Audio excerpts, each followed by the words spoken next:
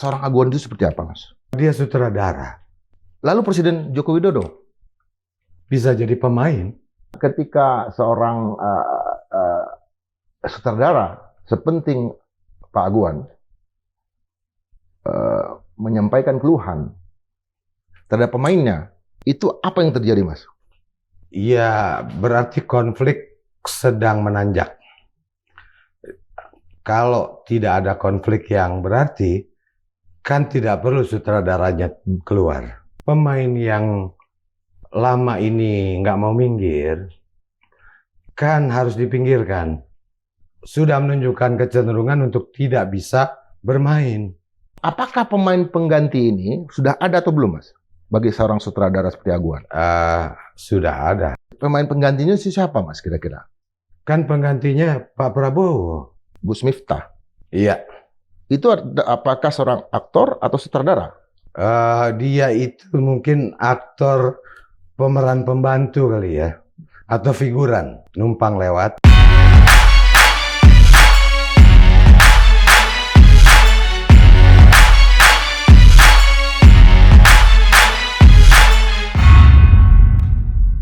Sobat Madilog, permainan kekuasaan hari ini itu menunjukkan bahwa ada aktor-aktor, ada sutradara, ada penulis naskah, ada juga penonton. Mungkin kita semua. Nah, untuk membaca situasi hari ini dan ke depan, atau sebelumnya, kita kedatangan seorang tamu yang bikin saya gemetar. Seorang maestro, dramawan, dan juga salah satu dan mungkin satu-satunya yang pernah mendapatkan magister di bidang ilmu teater di University of New York, dan juga sudah malang melintang selama lebih dari 40 tahun dalam dunia teater, film, berteman dekat dengan Wes Hendra, dengan M.H. Hanun Najib, dan punya banyak sekali murid, lebih dari 3.000 orang. Dan salah satu muridnya adalah saya sendiri, yaitu Sifu Mas I. Yudi Sunarto. Mas, ya. Kalau kita lihat sekarang, Mas, yang paling baru ini dalam sebuah majalah, ada Pak Aguan mengatakan bahwa partisipasinya di dalam membangun IKN itu karena dia hanya follower, mengikuti katakanlah seorang presiden, yaitu Presiden Joko Widodo. Dan itu baru muncul sekarang. Iya. Padahal sebelumnya dikatakan bahwa IKN ini sangat sukses untuk menampung para investor. Ini panggung apa yang sedang terjadi, Mas? Ya, kalau kata Shakespeare, all the world is a stage. Jadi semuanya panggung. Nah, di panggung itu ada pemain, ada sutradara, ada yang bekerja ngatur bagaimana tampilnya, harus bicara apa, dialognya apa. Nah, persoalannya kan di sini orang tidak tahu siapa yang pemain, siapa yang bikin skenario, siapa yang sutradara. Nanti ada pengakuan, saya hanya disuruh. Sementara orang yang katanya menyuruh mungkin juga bisa bilang bahwa loh, saya hanya pemain. Bagaimana ini? Mas membaca seorang Aguan itu seperti apa, Mas? Bagaimana? Seorang Aguan yang mengaku. Oh, ya ini kan seorang yang katanya punya modal sangat besar, menguasai banyak lini ekonomi, bisnis, dan ya yang membantu pemerintah. Ya.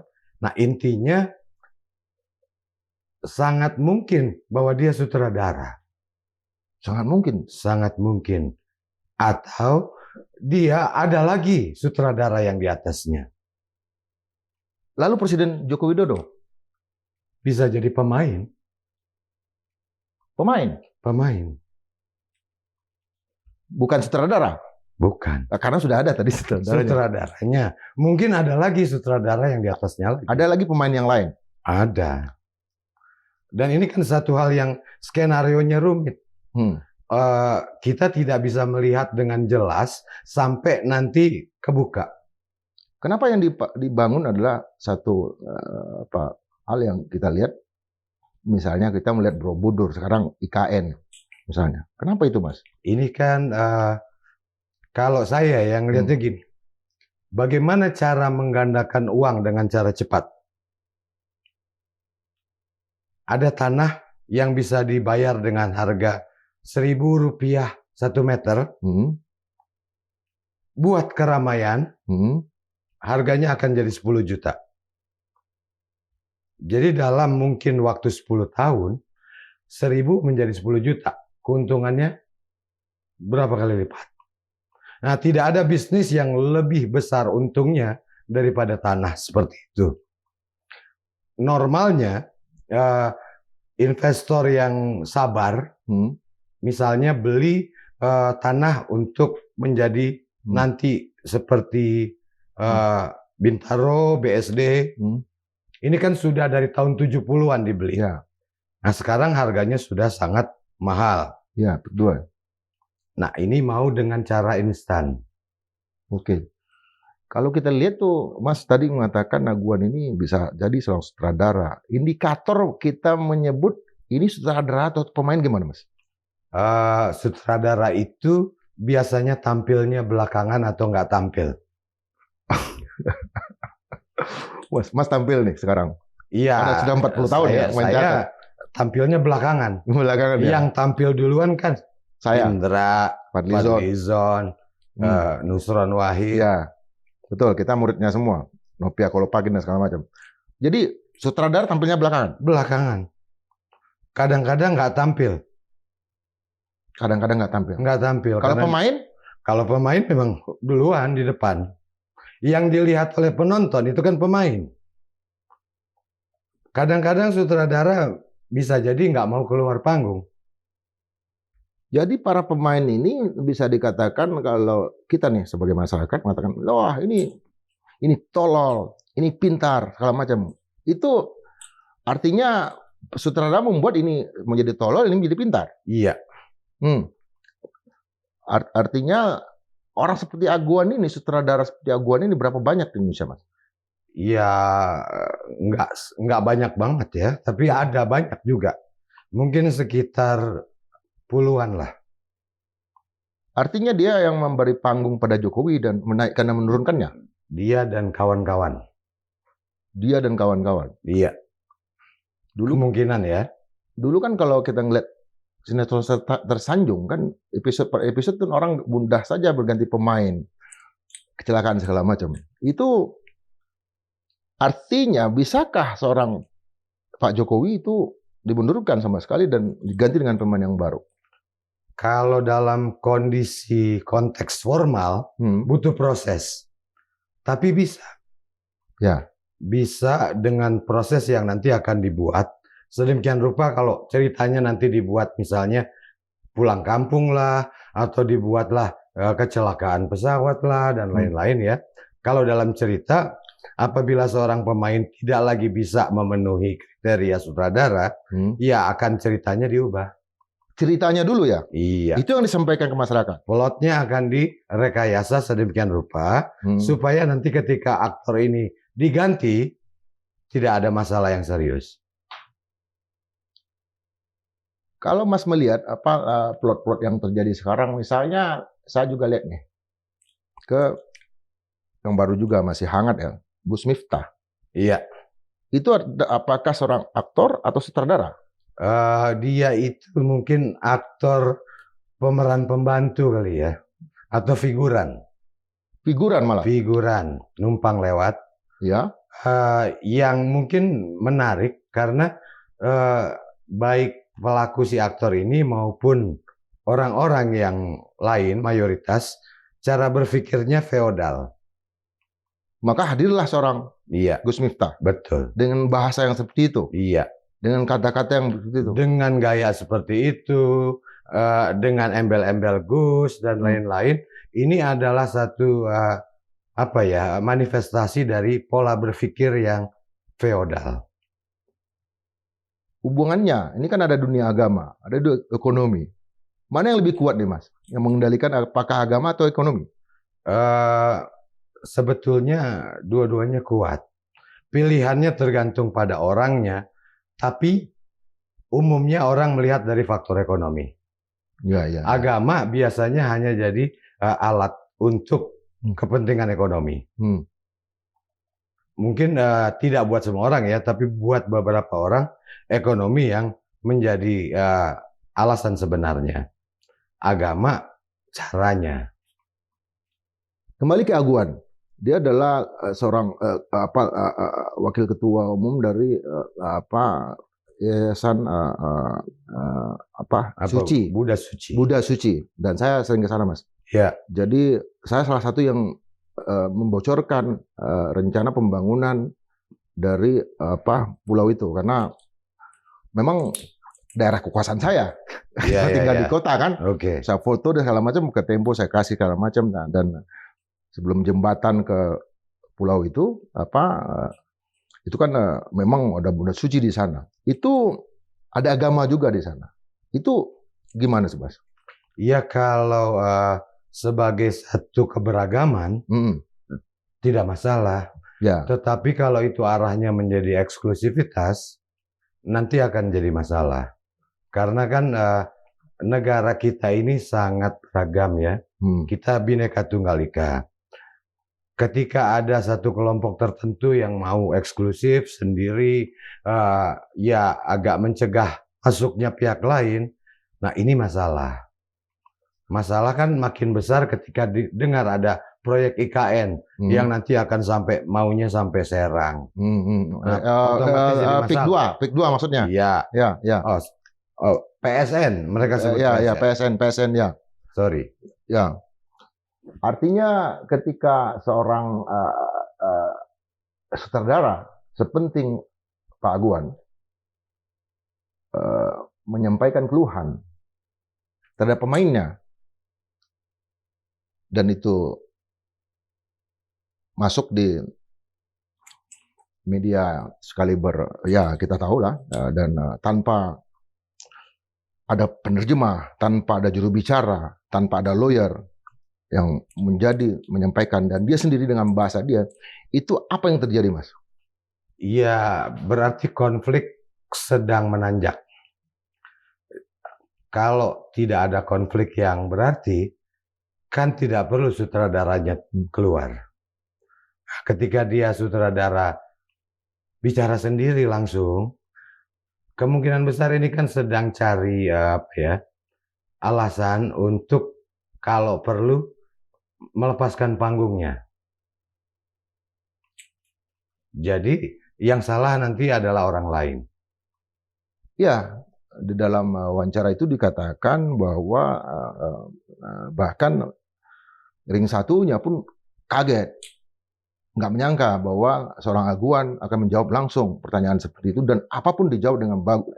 Artinya dia sedang mencari pemain baru, atau memang pemain yang ada ini memang dia menunjukkan kepada publik bahwa ini bukan pemain yang dia inginkan sebetulnya. Ya mungkin juga pemain yang ada ini sudah menunjukkan kecenderungan untuk tidak bisa bermain. Jadi harus ada persiapan penggantian pemain. Penggantian pemain. Saya boleh review dulu ya. Nih, Mas Yudi selama ini hubungannya dengan Rendra, dengan seperti apa Mas? Ya kalau saya kan mulai Mas Willy almarhum ini cuma berteman, tapi sebagai beliau kan senior ya. Ya. Saya anggap senior, dan yang sangat besar pengaruhnya dalam perkembangan teater. Ngobrol-ngobrolnya juga asik, diskusinya asik, pandangannya juga sangat radikal. Itu yang mungkin disegani atau ditakuti oleh pemerintah Orde Baru. Cara berpikir seperti itu. Apakah pemain pengganti ini sudah ada atau belum Mas? Bagi seorang sutradara seperti Aguan? Sudah ada harusnya. Sudah ada harusnya? Sudah. Ini kan kalau mungkin ada pergantian pemain yang lama ini nggak mau minggir, kan harus dipinggirkan. Ya. Karena tidak mungkin ada double pemain untuk peran yang sama. Kecuali twin sekali ya. Ya, karena nanti akan jadi konflik. Dan konflik nanti akan buka skenarionya besar-besaran. Kalau konflik skenario-nya terlalu besar, terlalu luas. Terlalu besar. Nanti akan nambah lagi pemain-pemainnya. Cost-nya nambah besar. Sutradaranya juga mungkin bukan cuma satu kan di sini. Ada lagi desakan dari mungkin tim sutradara untuk ya segeralah ini diganti atau dikeluarkan dan lain-lain. Artinya pemain penggantinya siapa Mas kira-kira? Mas melihat sekarang. Iya kan kalau dalam posisi pemain penggantinya Pak Jokowi nih. Saya mau tanya langsung. Kan penggantinya Pak Prabowo. Oh itu presiden sekarang. Iya. Berarti Aguan sedang? Ya mungkin mau pindah pemain ke Pak Prabowo. Iya. Sementara proyek IKN itu sendiri dan proyek strategis nasional itu masih dipertanyakan, masih sama para Pak Mahapatinya. Ini kan sekarang antara IKN kemudian PIK. Ya. Itu kan sama-sama proyek yang sangat menguntungkan kalau dari kacamata bisnis. Betul. Kalau kita dibilangnya sebagai rakyat, ini kan nasionalisme. Kita punya ibu kota baru, nanti akan begini. Itu kan skenario yang nasionalis. Tetapi kan kalau dari bisnis, ini nanti tanah akan jadi mahal harganya. Yang modalnya cuma 1.000-2.000, tiba-tiba jadi berapa ribu kali lipat. Nggak ada bisnis yang sehebat itu profitnya. Mas kan sudah membaca paradoknya bukunya Susun. Apakah Pak Prabowo akan menerima pinangan sutradara seperti ini? Wallahu alam ya. Kalau baca dari Paradoks Indonesia, Pak Prabowo ini kan sudah mendata masalah-masalah dan memperkirakan alternatif jalan keluar. Nah, persoalannya adalah ini kan harus ada jalan keluar yang dilaksanakan oleh aktor-aktor juga yang memahami dan sesuai dengan apa yang diinginkan oleh Pak Prabowo. Ya. Apakah ada aktor-aktor kayak begitu? Artinya di dalam Paradoks Indonesia, apakah agenda IKN dan agenda PIK 2 ini Mas baca akan ada apa enggak? Ada? Tidak ada dalam teksnya ya? Enggak ada. Baik yang teks ataupun yang tidak tertulis? Enggak ada. Karena kembali ke basic, apa yang Mas baca dari Pak Prabowo? Sebagai seorang pemain, dia kan banyak sekali pidato dan kemarin di acara Golkar, Anda nanti kalian yang kecewa sama saya karena saya akan pidato terus. Apa yang Mas baca? Intinya perubahan, perbaikan. Jadi ada kesadaran bahwa kita butuh perubahan menuju lebih baik, menuju Indonesia yang misalnya bebas korupsi, bebas segala macam sehingga negara ini jadi negara yang maju, negara yang terpandang dan lain-lain di tengah politik global sekarang. Juga bebas dari sutradara. Itu mungkin agak sulit ya karena kabarnya ada 9 sutradara nih Mas. Mungkin lebih ya. Mungkin lebih ya. Ini kan yang selama ini kan dianggap 9 sutradara. Ya. Lokal. Belum lagi yang internasional. Oke, I see. Jadi sutradara ini kan seperti ada jenjang-jenjangnya. Ya, betul. Ada yang tingkat nasional, tingkat yang di nasional ini orang bilang ada 9 sutradara yang nggak tergantikan. Semuanya tergantikan. Semuanya akan tergantikan. Tergantikan.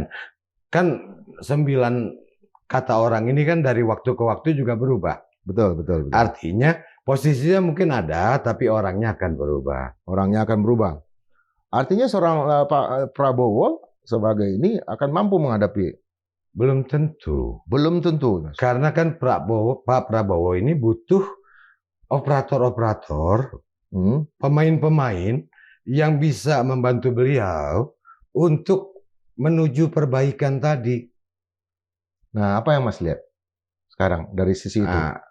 persoalan terbesar kita di Indonesia adalah paradigma yang feodal. Paradigma yang feodal. Dan manusianya. Justru itu ada di kepala manusia-manusia Indonesia sebagian besar. Tadi sudah disebut Gus Miftah. Ya. Kenapa dia perlu pakai Gus? Karena kalau Gus, stratanya akan naik. Kenapa misalnya ada selebriti kemudian butuh gelar doktor honoris causa? Padahal itu nggak diperlukan untuk Raffi Ahmad maksudnya ya? Ya, ini kan juga seperti untuk kelihatan lebih berwibawa. Atau menteri yang sebetulnya udah nggak terlalu butuh gelar doktor, tapi ya pergi ke Universitas Indonesia supaya lebih cepat. Dan di Makara Art Center di mana direkturnya Mas Yudi sendiri. Itulah, saya belum mantan. mantan. Untungnya saya sudah enggak. Udah enggak ya. Jadi enggak ikut-ikutan. Menasbihkan itu. Enggak.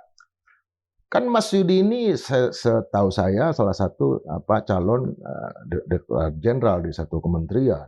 Apa masalahnya sekarang, Mas?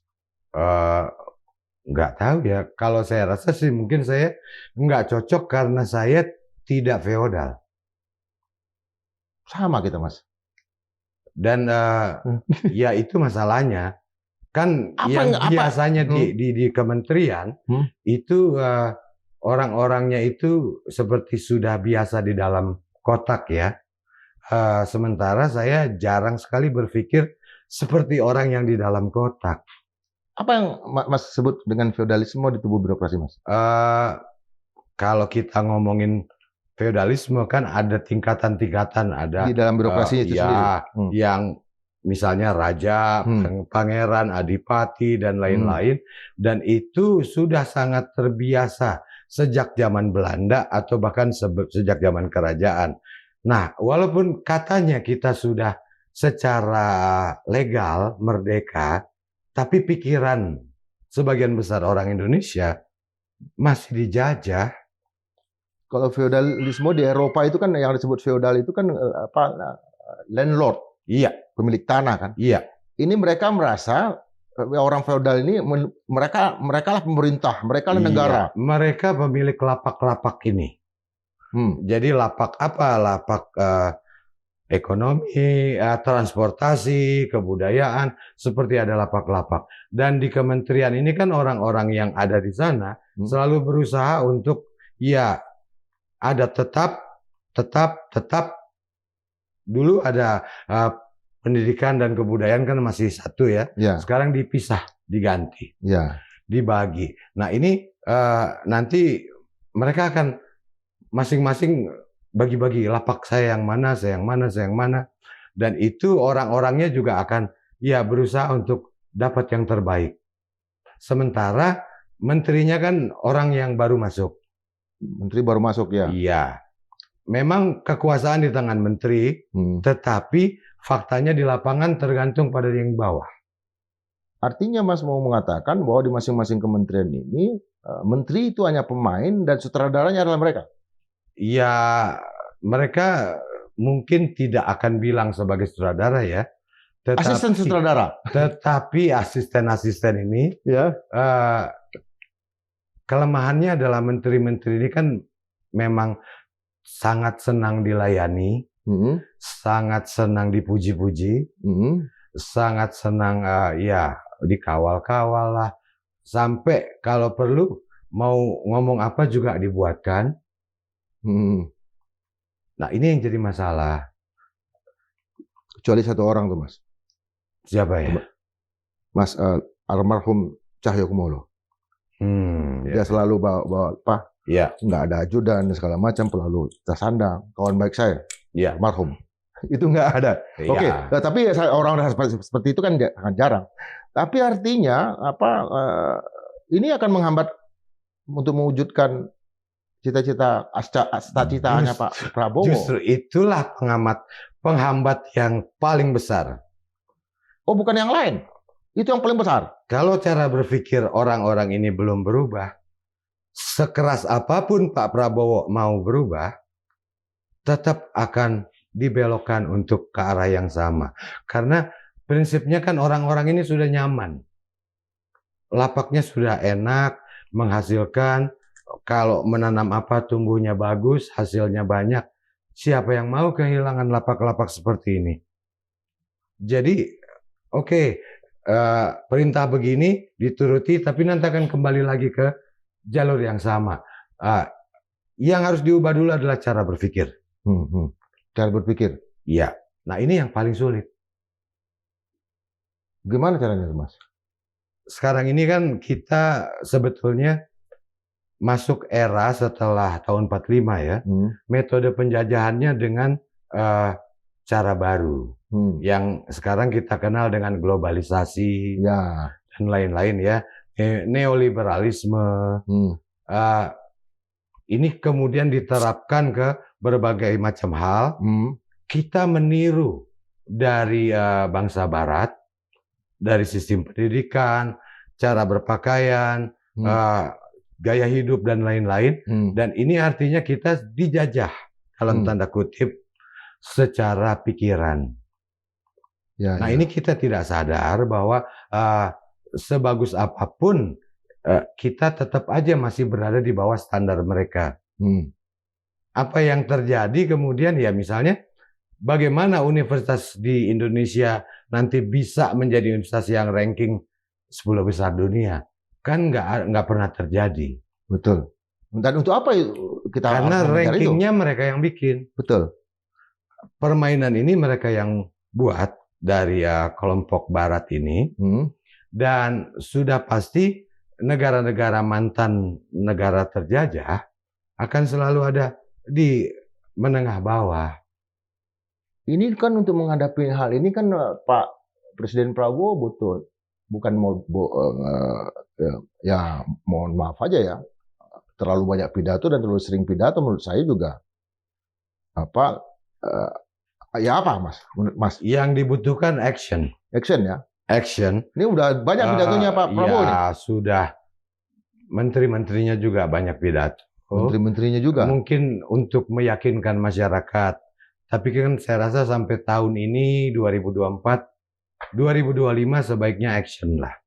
Langsung dengan action-action yang jelas. Kalau memang mau ada perubahan, tunjukkan dengan action.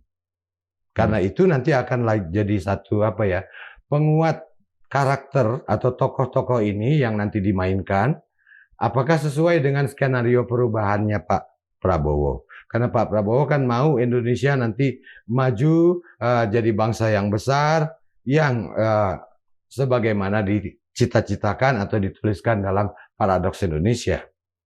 Ya, kan kita lihat pas untuk Pak Prabowo sedang tidak ada di Indonesia.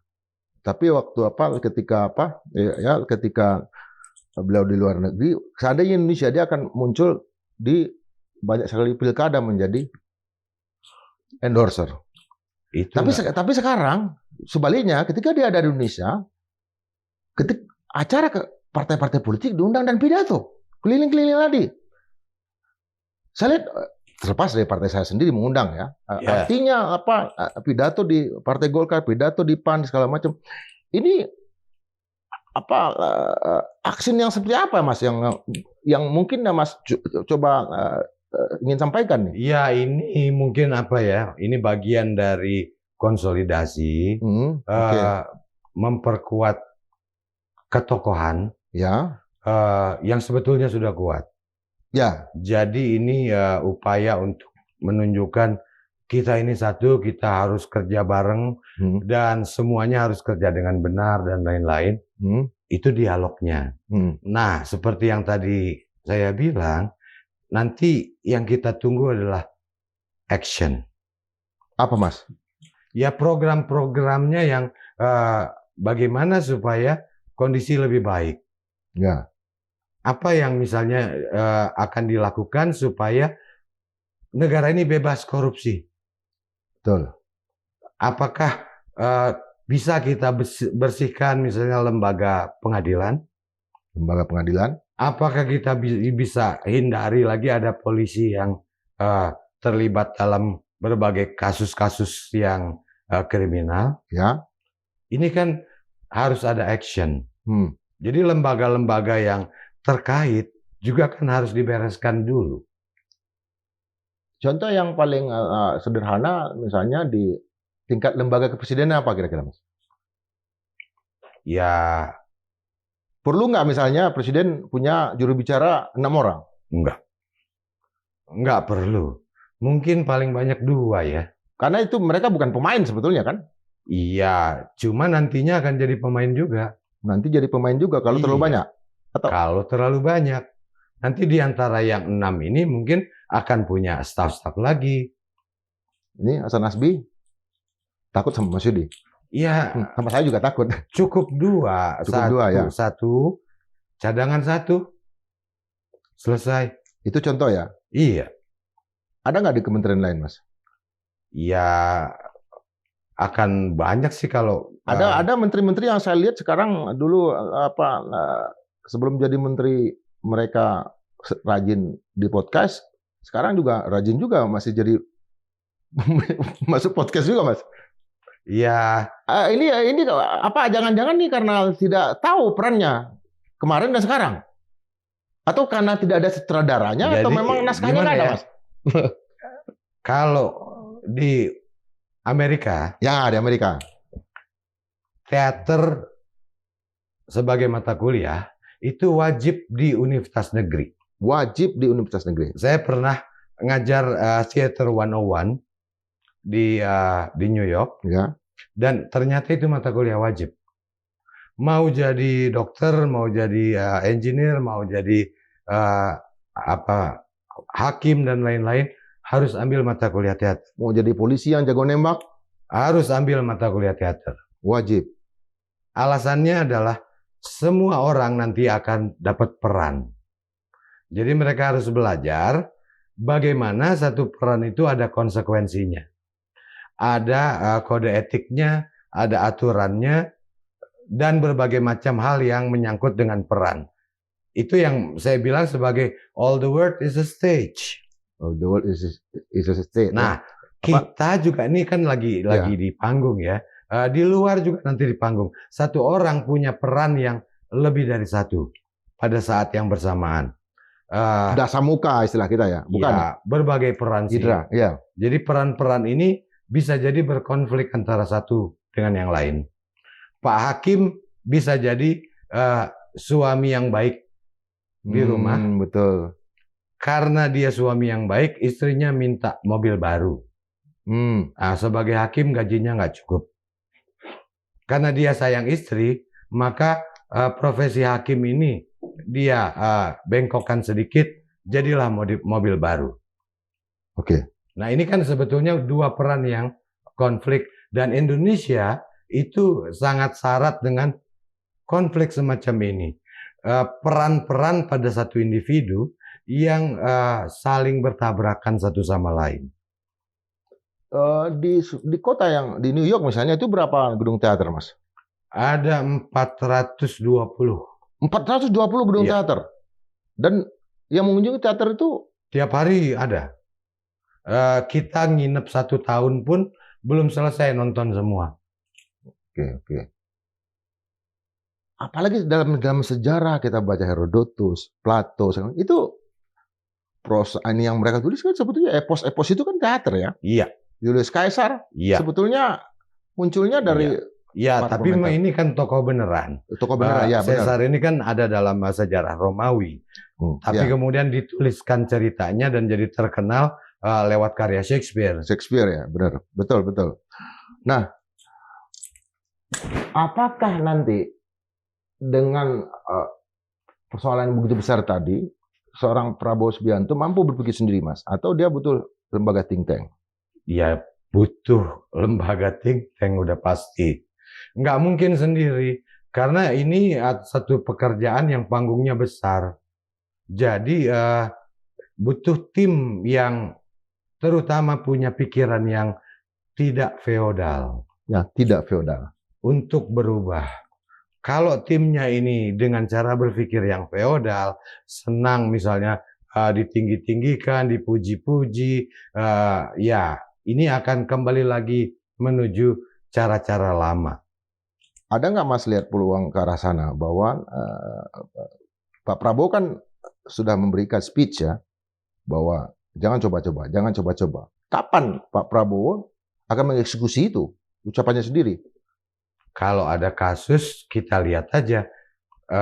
Ini kan misalnya lembaga-lembaga yang paling kelihatan butuh dibenahi ini kan seperti lembaga-lembaga peradilan. Ya, Ya, yang kita tahulah banyak sekali kasus-kasus yang dari mulai kasus kriminal sampai kasus korupsi dan lain-lain. ya sekalipun haknya presiden kan haknya gerasi, amnesti dan Betul. segala macam kan. Tapi kan kepolisian. Ini juga kan harus juga ya pemain-pemainnya diganti. Pemain-pemainnya diganti di kepolisian. Sementara kita tahu sekarang juga pemain yang lama juga masih dipasang kan. Nggak bisa ada perubahan dengan pemain yang lama. Kenapa itu Mas biasanya? Apa yang Karena terjadi? cara berpikir lama. Polanya juga ya? Polanya lama. Kalau ini terus, walaupun dia bilang bisa berubah, nggak mungkin. Kalau satunya cara berubah adalah dengan memasukkan pikiran baru. Memasukkan pikiran baru. Dan itu munculnya dengan cara eksaminasi lagi, menderivasi lagi, merenungkan lagi apa yang memang sudah menjadi visi misi dari Pak Presiden Prabowo Subianto. Iya. Bukan hanya ketika Pilpres kemarin, tapi di Paradok Indonesia dan sebelumnya gitu. Ya, kita harusnya lebih percaya pada cita-cita mulia dalam apalagi itu tertulis kan? Yang tertulis. Ya. Itu kan yang diharapkan oleh banyak orang sebetulnya. Ya. Tetapi kita kan juga menunggu pembuktian, langkah-langkah action yang dilakukan untuk mengarah ke sana. Karena bukan hanya Pak Prabowo yang ingin ada perbaikan di Indonesia. Banyak orang, termasuk saya juga sangat ingin ada kemajuan, perbaikan, perubahan. Nah, kalau misalnya pemain-pemainnya masih seputar orang yang itu aja, ya ini jadi drama komedi nanti. Saya ingat itu perdebatan ketika orde lama runtuh, muncul kemudian Sogi dan segala macam berdebat waktu itu, dan salah satu pikirannya ada Sogi, oke, kalau gitu kita tembak yang usianya di atas 40 di lapangan Monas. Nah, apa yang mau ditembak nih Mas Baga? Ya, yang jelas ya, cara berpikir korup ini kan sangat susah. Karena dari mulai lini paling bawah sampai yang paling atas itu korup. Korupsi ini kan memang sudah dalam tanda kutip membudaya. Bahkan lembaga anti korupsi pun korup ya? Ya, itu harus dibuat penghapusan. Nggak ada masalahnya kita ikutin Cina. Koruptor, tembak. Mati. KUHP kita kan nggak usah tembak. Berapa juta tembak. Itu pikiran baru. Atau kalau di Singapura itu kan dimatikan secara perdata. Bisa. Artinya mereka naik angkutan publik pun punya ini yang berbeda. ID card yang berbeda. Kalau saya lebih pilih tembak aja. Ini mati beneran nanti Mas? Iya. Kalau saya lebih senang mati secara perdata. Mas tadi memang banyak yang mati dalam pentasan-pentasnya Mas Yudi. Jadi warning buat orang-orang lain. Tapi Pak, kan kayak narkotika kan udah banyak yang mati juga ditembak. Teroris juga ditembak tapi nggak juga memberikan warning. Ini kan kita ngomong korupsi dulu nih. Oh, korupsi dulu ya. Kalau koruptor itu kan pikirannya itu selalu cari mana yang paling menguntungkan, paling enak dan lain-lain. Kalau narkoba, pikirannya udah nggak bisa berpikir banyak. Nggak fokus lagi Mas. Iya. Nah, kalau yang koruptor ini yang masih mungkin tingkat level-level bawah, mendingan dia nggak korupsi daripada ditembak. Ya. Ada tuntutan yang barusan timah itu Mas. 10 tahun. Denda 10 miliar. Sementara potensi korupsinya lebih dari 500 miliar. Apa yang kayak gitu masuk akal nggak Mas? Nggak masuk akal. Masalahnya kan kita juga tahu ya, ada eh, drama lagi di dalam pengadilan. Oh, itu drama itu? Drama. Nanti ada pengacara yang mewakili klien yang koruptor. Ada hakim, ada jaksa, ada panitera, dan lain-lain. Itu kayak naskah menunggu Godot atau apa Nah. itu? Naskah apa itu Mas yang paling Nah, mewakili itu? mereka akan merundingkan skenarionya dulu sebelum digelar di pengadilan. Nanti kan ada bargaining, honornya berapa, dan lain-lain. Dan ini yang nanti akan kemudian ditampilkan. Makanya ada kasus yang kemudian ketangkep punya uang hampir 1 triliun. Ya. Dan dia bukan hakim tapi Dan pegawai. dia cuma Markus saja mengeluarkan kasus. Artinya 1 triliun ini kan banyak kasus. Jadi kita bisa bilang kasus-kasus semacam ini kan ada honornya. Nah, honor-honor ini siapa aja yang dapat? Bukan cuma pengacara kan, hakimnya, jaksanya berapa, paniteranya berapa. Kalau itu dibuka ke publik, ini semua kan harus ditembak. Ya saya bayangkan itu seperti gurita ya di tubuh birokrasi. Karena justru yang ini bukan hanya yang berperkara tapi penyelenggara. Ya terlibat kan? Terlibat. Nah, bagaimana memperbaiki satu lembaga yang 75% sudah kena kanker stadium 4? Ya, euthanasia Mas, bunuh diri. Kalau nggak ditembak bunuh diri Mas. Nah itu dia. Ada nggak tradisi itu dalam dunia dari kita? Ya harusnya kita berpikir dengan, kalau saya ya, 10-20% korbankan, potong, selamatkan yang lain. Tapi harus ada keberanian untuk memotong yang 20%. Yang paling parah ini nggak bisa diselamatkan, buang. Artinya begini, kalau di tingkat birokrasi, semua eselon 1 yang ada sekarang harus ulang. Pensiunkan. 1-2. Eselon 1, eselon 2 dipensiunkan. Sekian persen. Habis. Bukan sekian persen, harus habis. Harus habis? Iya. Eselon 1, eselon 2 semua harus habis. Eselon 3-nya baru diseleksi. Masih diseleksi. Untuk naik ke eselon 1. Iya. Karena mumpung bola masih panas. Iya. Mumpung Pak Prabowo mau 2 periode. Iya. Kalau kita dukung ya. Iya. Kalau memang tujuan perubahan menuju lebih baik, kita dukung. Tapi ya itu, nggak bisa dengan cara biasa-biasa aja. Pikirannya harus berubah untuk sebagian besar masyarakat Indonesia. Karena perang yang kita hadapin bukan kayak seperti Suriah ya. Ada senjata tembak-tembakan, itu kan kengker juga. Tapi perang kita di ranah yang seperti ini ya, dan itu lebih mematikan ya Mas. Dan itu kan banyak orang nggak melihat ada konflik, ada perang. Tapi ini ada di lapangan sebetulnya begitu. Nggak sepertinya orang saling senyum, saling sapa, saling salam, tapi di belakangnya ada konflik. Atau di belakangnya ada tawar-menawar, dan lain-lain.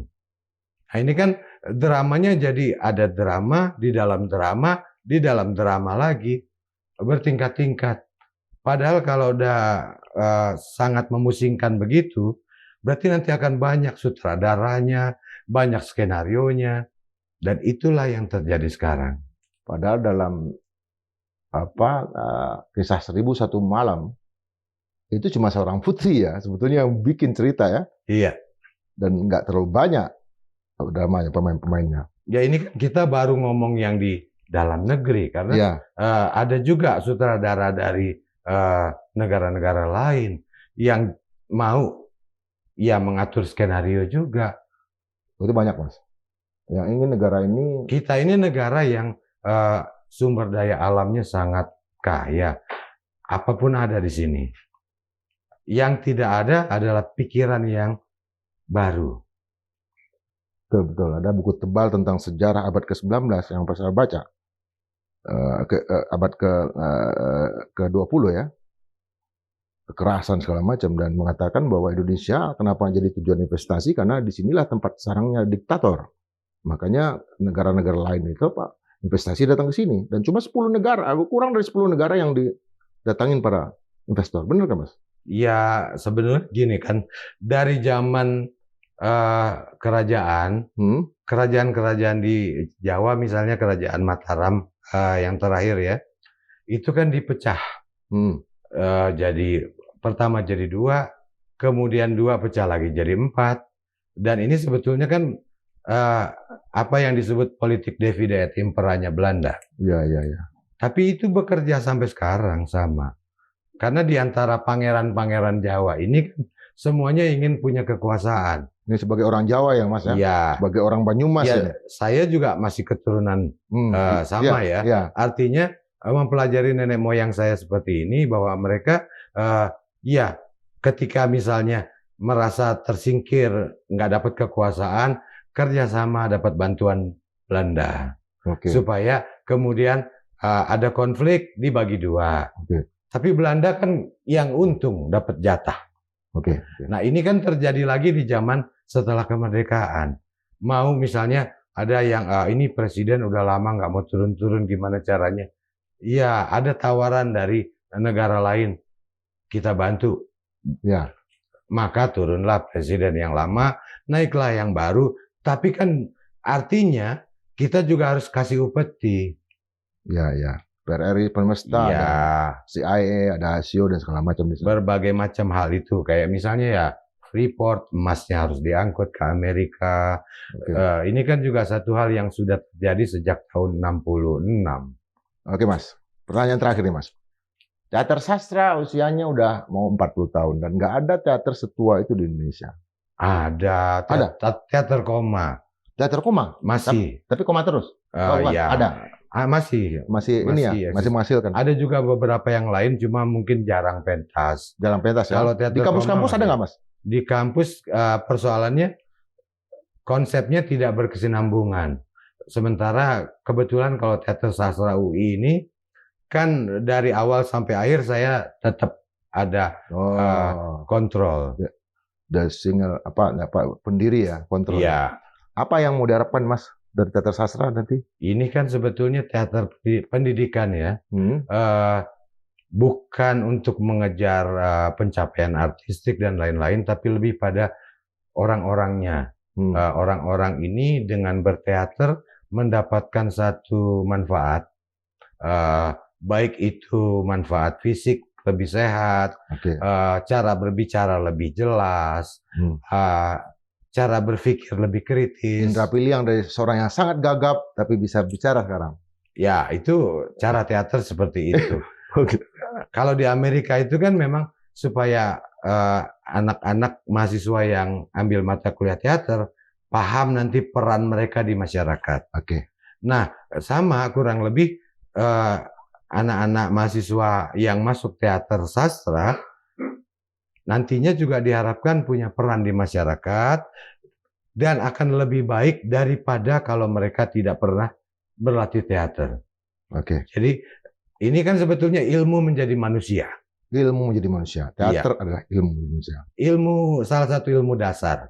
Itu sebabnya diwajibkan di negara-negara yang maju. Saya di Jerman pernah mengajar teater. Tadinya saya kira saya diundang untuk ngajar di mungkin semacam fakultas sastra atau apa. Enggak, fakultas teknik. Jerman kan memang negara industri, maju. Dan itu mata kuliah wajib. Mata kuliah wajib. Kenapa? Saya tanya sama profesor di sana. Kenapa wajib? Mereka bilang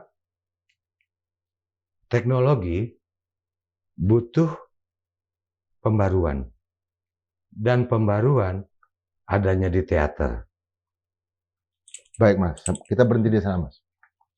Jadi saya mengubah diri saya hari ini supaya saya nggak kena tekanan mental sama Mas Yudi. Dan saya mengubah gaya saya menjadi gaya Rosiana Silalahi. Karena saya dulu sama Rosi membaca puisi Teropong Indonesia di Bulan bersama Nusron Wahid, karya Mas Yudi, sambil gemetar gitu kan. Dan saya ubah diri saya menjadi Rosi. Dan jangan lupa, nanti Rosi juga akan bisa berubah menjadi seorang Indra Piliang, bisa berceramah panjang lebar tentang segala sesuatu. Karena ada Mas Yudi. Tapi kita berharap bahwa negara teater Indonesia itu tidak selamanya terus seperti ini. Ada harapan, ada gagasan, ada eksekusi. Dan potong. Mungkin 1 generasi, 2 generasi di birokrasi untuk perubahan. Tentu demi menegakkan nalar kita. Tetap berpikir merdeka 100% sampai berjumpa dalam episode berikutnya. Terima kasih, Mas. Sip.